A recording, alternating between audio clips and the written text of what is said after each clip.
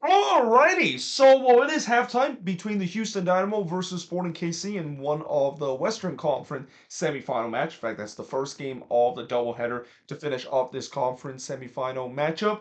We're going to talk about one of the Eastern Conference semifinal game that happened yesterday because I was actually out yesterday. I wasn't able to finish doing the review of both of those games, although I have been able to watch both of the game earlier today. But yeah, in this game between Orlando City versus the Columbus Crew, it was simply a game where one team definitely showed up in this game, and the other didn't really quite do so until they were down 1-0, and unfortunately, it was a little too late for them to come back in this one. Though early on, I thought it was kind of surprising to see that Orlando was high pressing. I mean, this is not a team that is known for high press, but you can credit to Oscar Pereira maybe throwing a little curveball at Will Fernandes, decided to high press a little bit, trying to catch Columbus that tends to likes to play the ball out of the back. But credit to Columbus, they did a really good job in terms of adapting that. I mean, you see teams when you see them do something unexpected, you would expect the players to kind of panic. But credit to these Columbus players, they did a good job in terms of not panicking when they are dealing with the high press that Orlando was putting. Against them, and as a result, there wasn't really any shots for the first 10 minutes. One thing that I think we can all agree watching these conference semifinal game, and I'll mention a lot in the other two review that I'm going to do, and also eventually the other three games I'm going to do, is that 3 week break that we see a lot of team endure absolutely kill the momentum to a point where it kind of become a little bit of a slogfest early in the game with both of these teams kind of just trying to get themselves back to competitive edge. But in the 14th minute, the first shot for Columbus did see Matan hits it right to Galese.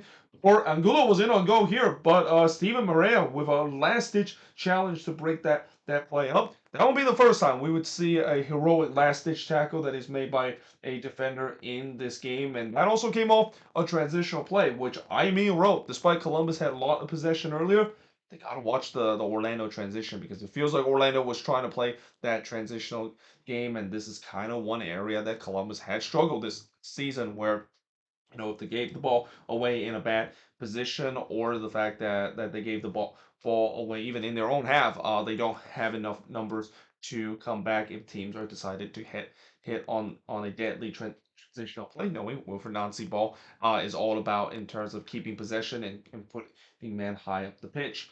Now, in the 22nd minute, Galese would deny Rossi from close range before Rossi would puts it high from long range. And then he denied Morris from long range in the 36th minute. That is Galese. And I thought Columbus was started rallying up the pressure. I mean, not only the fact that they were getting more possession, but they were really stopping Orlando in terms of trying to get on the transition. Cucho missed just wide from close range in the 41st minute. And I kind of had a feeling that Orlando was on the ropes a little bit. I mean, they were defending a lot. They were getting pinned back. It was just way too easy for this Columbus team to create chances and cut through this Orlando City defense, which surprisingly they had a good night in this game. Well, at least in terms of the first 90 minutes, because yeah, we'll talk about how that defense eventually unravel into extra time. But in the 44th minute, Torres did have a rare chance for Orlando, but he blasted that one into the Gulf of Mexico, and we had to halftime scoreless between Orlando versus Columbus.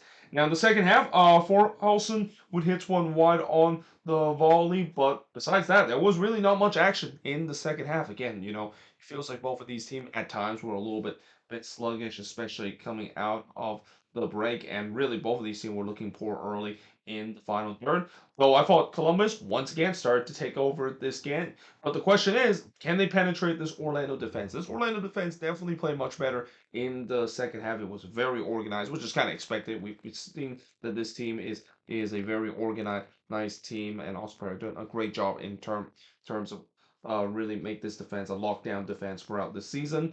Though in the 65th minute, Rossi was in on goal there, but once again, we saw some last heroic challenge there by the defender. This time it's Forholson with a last-ditch challenge there to deny Rossi and Columbus of potentially getting the open and goal in this one. And then Rossi would blast it high from long range. So with all the talk about Cucho being a big impact player for Columbus, I thought Diego Rossi was the guy that was the big impact player. Even though he didn't get on the score sheet in this one, he definitely caused some havoc on this Orlando City defense. I guess maybe this Orlando City defense are thinking of maybe double team or even triple team Cucho, make sure the ball doesn't get to his feet. But you also got to remember that Columbus is not just about Cucho Hernandez. You also have Diego Rossi, one of the better attacker in this league. That Columbus, of course, picked him up, and I always love when they decided to I like when they decide to get him because of how he done during his time with LAFC, and he's shown it again in this one, being very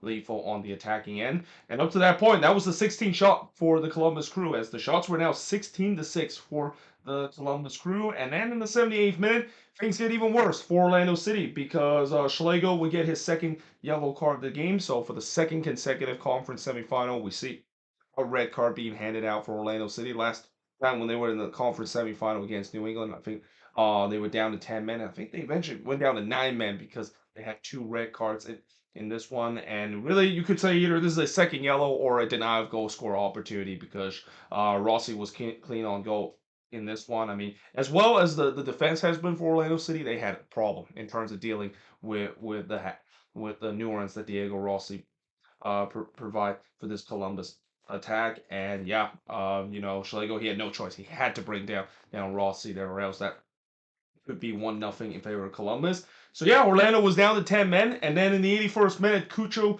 would heads it wide from close range, and I think that might be the second chance that Cucho has. Cucho was relatively quiet in this game, and again, that's credit to this Orlando City defense doing very well in terms of shutting him down. But also, I don't think he would mind because of the fact that that also allowed Diego Rossi to be roam more freely and create those chances that Cucho Hernandez would create did if he wasn't being double or triple teamed throughout this game. So as the time winds down, I just kind of had a feeling with the man up. Columbus, they were pushing for the winner, trying to win this in regulation, and Orlando maybe is thinking about playing for extra time or PK. I mean, throughout the second half, they've been pretty much sitting back on absorbing a lot of pressure, and I know they're trying to go on the transition, but it just feels like there was just nothing there in terms of the transition. And knowing now that they're down to 10 men, they kind of have to or more so stick with that tactics and hope that this game go to extra time or even go to a PK shootout. And to Orlando credit, they did a good job in terms of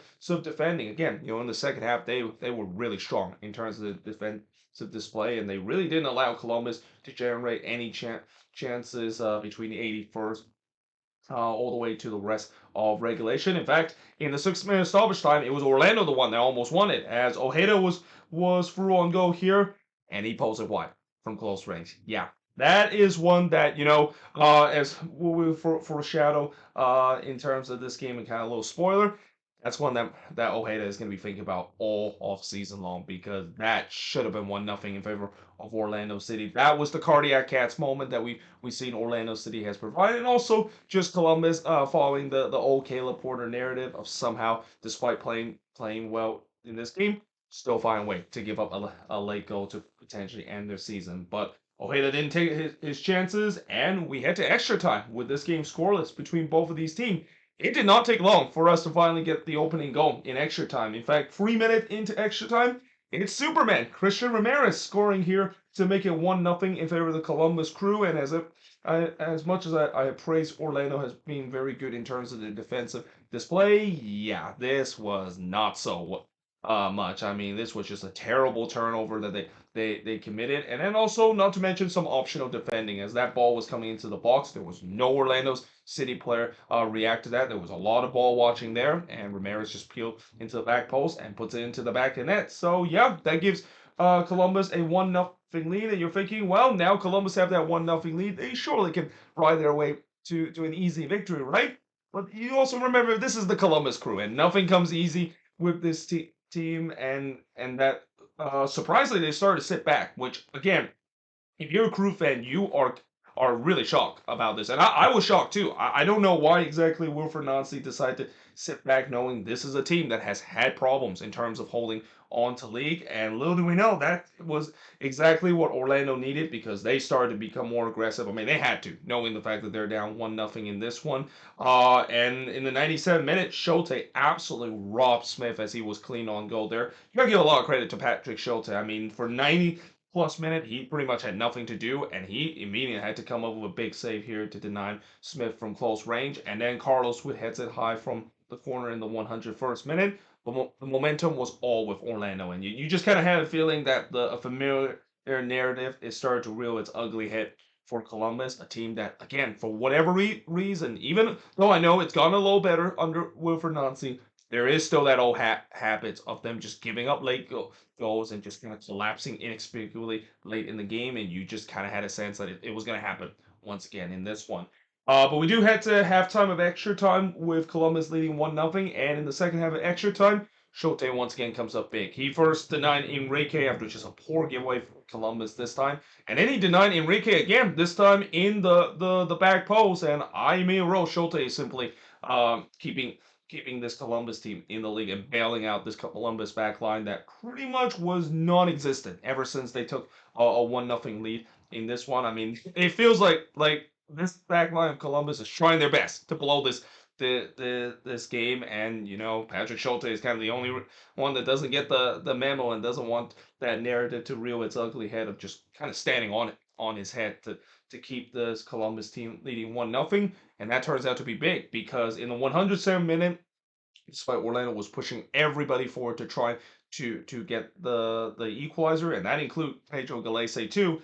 Cucho Hernandez would score from Molino to pretty much wrap this game up to make it 2-0 in favor of the Columbus Crew, and to kind of reference what you see in hockey, pretty much was an empty net goal because Galese, he did gamble to come off his lines there. I mean, you could question maybe he probably shouldn't have done that. I mean, I know they had to score a goal, but there's still kind of plenty of time for Orlando to potentially get one or two more chances, and Galese probably didn't need to come off his line that much. I mean, you would say that he probably could have done that maybe as we get close into the 119 or even the 120th minute. But yeah, he came off his line way too much there. There was Cucho there. He saw that, and he basically puts it into the empty net to make it 2-0 in favor of Columbus, and that was pretty much it. I mean, after that goal was scored, you can see it was pretty much a fire drill at Explorer Stadium. The fans were leaving, and it was just a pin drop inside Explorer Stadium that looked like it was raucous throughout this game, even when they were down 1-0 in this one. So yeah, in the end, Columbus, they're moving on into the conference final with a 2-0 victory. And the shots in this one: 20 shots committed, 13 that Orlando had, 7 shots on goal committed, 3 that Orlando had, 6 shots off target committed, 5 that Columbus had, 4 shots that was blocked committed, 8 that Columbus had, and possession-wise, 57% possession compared to 43% possession that Orlando City has in this game. And when you look at the balance of play, there's no doubt Columbus should have won this one much earlier. I mean, I think Wilfred Nancy, if there's only one thing that he's a little disappointed, is the fact that they waited for so long to get the goal, and then after scoring that goal and take the lead, the way that they react, I'm pretty sure he's probably not happy. The fact that the team was trying their best to blow this game and give Orlando chances to equalize or even win the game in a dramatic fashion. But when you look at the balance of plays, I think Columbus deserved to get the win, and now they're moving on into the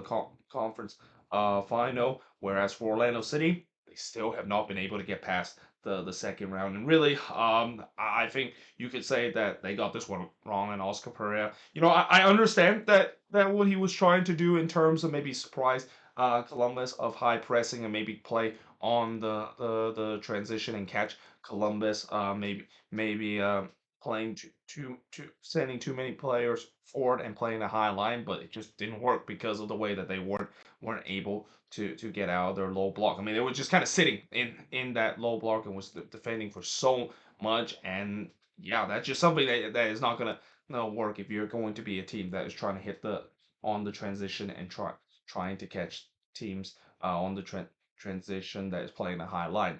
But there you have it. That is pretty much it in terms of looking at this game. And as always, let me know in the comments below, what do you think of this game? And yeah, hope you guys enjoyed this video. If you do, make sure to leave a like, smash the subscribe button, and yeah, I of course will see you guys next time.